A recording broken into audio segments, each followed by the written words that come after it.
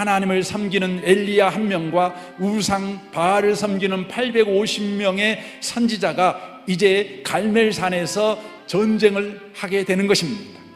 어떻게 됩니까? 하나님이 응답하십니다. 그리하여 엘리야가 승리하게 됩니다. 엘리야는 이 승리로 인하여서 기대합니다. 바알을 따랐던 이스라엘 백성들이 다 이제 하나님을 섬기는 신앙으로 돌아오게 되겠지. 그러나 그 다음날 그의 기대와 다른 소식이 그에게 들립니다. 우상의 패배를 받아들이지 않는 왕비 이사벨이 우상의 이름으로 엘리야를 죽여버리겠다고 위협하는 바로 소식이 들려온 것입니다. 이 소식에 엘리야는 광야로 도망칩니다. 하루 전만 해도 850명의 우상의 선지자들 앞에 단독으로 나아갔던 엘리야의 이풍당담은 사라지고 두려움에 어찌할 바를 몰라 정신없이 도망가기에 급급한 초라한 모습의 엘리야만 남았습니다. 그는 노뎀나무 아래에 앉았습니다. 하나님께 죽기를 청합니다. 이런 식이죠. 하나님, 이제 이 더러운 걸 더 이상 보고 싶지 않습니다. 이제 그만 나 죽여주세요. 이 세상은 더 이상 소망이 없습니다. 나도 죽여버리고 이스라엘로 다 멸망시켜 버리세요 하고 엘리야가 자포자기 심령으로 하나님을 원망합니다. 그때 하나님께서 지쳐있는 엘리야에게 음식과 음료를 주어 쉬게 하십니다. 그리고 그를 하나님의 산 호렙산으로 이끄십니다. 한 동굴에서 엘리야에게 4가지 그림을 보여줍니다. 가장 먼저 강한 바람, 그리고 불, 3번째가 지진입니다. 그리고 마지막 4번째 그림으로 그에게 보여줍니다. 무엇입니까? 세미한 소리입니다. 무슨 메시지를 주고 있는 것입니까? 강한 바람, 불, 지진, 이 3가지는 성경에서 공통적으로 심판을 표현할 때 등장하는 자연현상입니다. 그런데 거기에 하나님이 함께하고 있지 않았습니다. 그리고 다만 세미한 소리에만 하나님이 함께하고 계신 것입니다. 이는 하나님이 엘리야에게 이렇게 말씀하고 있는 것입니다.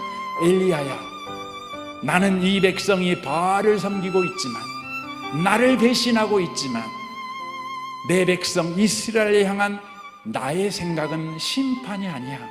나는 세미한 소리의 하나님이야. 여러분, 세미한 소리가 뭘까요? 이 세미한 소리는 히브리 말로 신이 돌을 쪼개는 소리라는 의미입니다. 여러분, 성경에서 하나님이 돌을 쪼개는 소리를 내신 적이 있습니다. 언제일까요? 어디일까요? 출애굽기 31장 18절입니다. 여호와께서 시내 산, 그 산에서 모세에게 이르기를 마치신 때에 진급한 둘을 모세에게 주시니 이는 돌판이라 하나님이 친히 쓰신 것이더라 라고 말씀합니다. 하나님이 친히 말씀을 새기기 위해서 돌을 쪼았다는 거예요. 그래서 이 세미한 소리는 하나님께서 돌을 쪼아서 말씀을 새겨주신 하나님이라는 의미가 되는 것입니다. 그렇다면 왜 하나님이 친히 돌을 쪼아 말씀을 새겨주셨을까요? 그 이유를 출애굽기 19장 3절에서 말씀하고 있습니다. 모세가 하나님 앞에 올라가니 여호와께서 산에서 그를 불러 말씀하시되 너는 이같이 야곱의 집에 말하고 이스라엘 자손에게 말하라. 내가 애굽 사람에게 어떻게 행하였음과 내가 어떻게 독수리 날개로 너희를 업어 너희를 내게로 인도하였음을 너희가 보았느니라. 세계가 다 내게 속하였나니 너희가 내 말을 잘 듣고 내 언약을 지키면 너희는 모든 민족 중에서 내 소유가 되겠고 너희가 내게 대하여 제사장 나라가 되며 거룩한 백성이 되리라. 너는 이 말을 이스라엘 자손에게 전할지니라 라고 말씀합니다.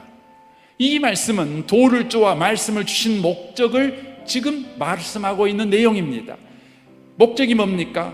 너 똑바로 살아, 안 그러면 너를 반드시 죽일 거야 라는 협박이나 심판을 말씀하고 있는 것이 아닙니다. 바로 돌을 쪼아 말씀을 새겨 이스라엘 백성에게 주었다는 것은 돌에 새긴 말이 쉽게 사라지지 않는 것처럼 하나님은 우리를 제사장 나라로 반드시 세울 것이라는 하나님의 굳센 계획과 의지를 말씀하고 있는 것입니다. 하나님의 계획과 의지는 택한 백성 이스라엘이 비록 범죄했을지라도 심판이 아니라 미래와 희망을 주는 것이다. 이것을 지금 엘리야에게 말씀하는 것입니다.